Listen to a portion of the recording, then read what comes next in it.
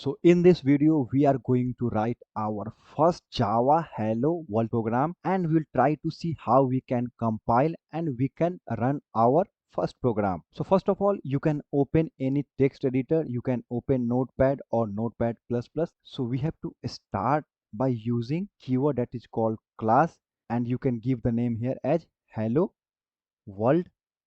Try to make sure to give the name as a camel case. That means H is capital and W is capital, and you can open and close curly bracket. In Java, every application begin with the class definition, and in this program hello world is the name of the class, and the class definition will be look like whatever you are currently seeing on the screen. So for now, just remember that every Java application has a class definition and the name of class should match the file name in the Java. That means this is the class name, and when we try to save this file, we'll try to make sure the file name also hello world. And after that, just type public static void main open and close bracket, and inside that just type string argument and open and close it. So public static void main method. Every application in Java must contain the main method. The Java compiler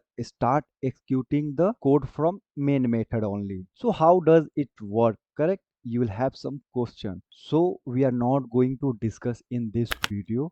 We'll discuss in upcoming video. So I don't want to confuse at first Java code. So for now, just understand like, so main method is the entry point of your Java application and it is mandatory in a Java program. So the signature of main method in Java will be look like public static void main string argument. For now, you can just understand that only. So now I need to print a message like hello world. So how we can print? So what you can do, you can come inside the main method and just type system dot out println, and you can use semicolon, and inside that just use double quotes and just type hello world.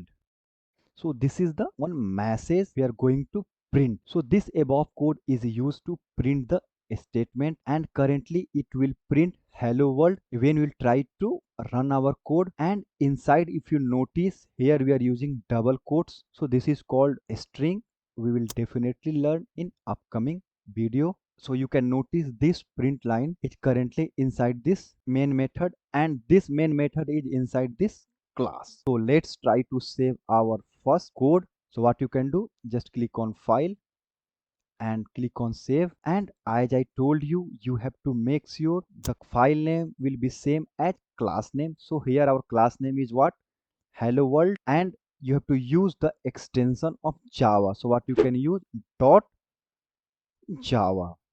So I have saved the file. Now we can go to that location. So this is the file we have just saved. Now here we are going to open the CMD. So just right click and select here terminal or CMD, both are fine. Now what we'll do, just type Java C and hello world. So click enter.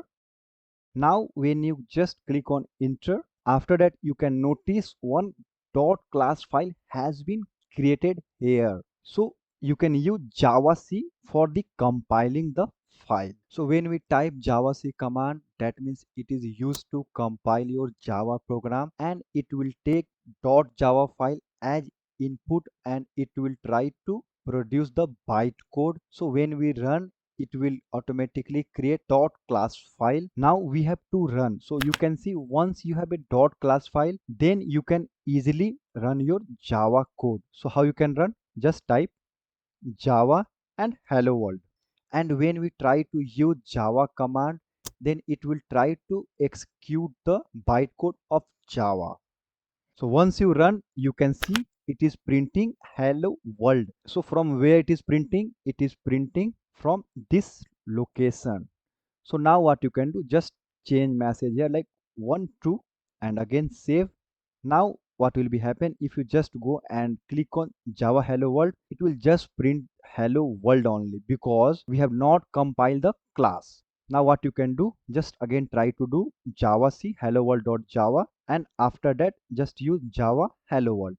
Now you can see it is printing hello world 1 2. So this is a way to compile and run your Java code. Currently we have used the text editor. So in next video we are going to install our first IDE that is called Eclipse, and in the Eclipse we'll try to run this same code, so you will understand in easy and in colorful way.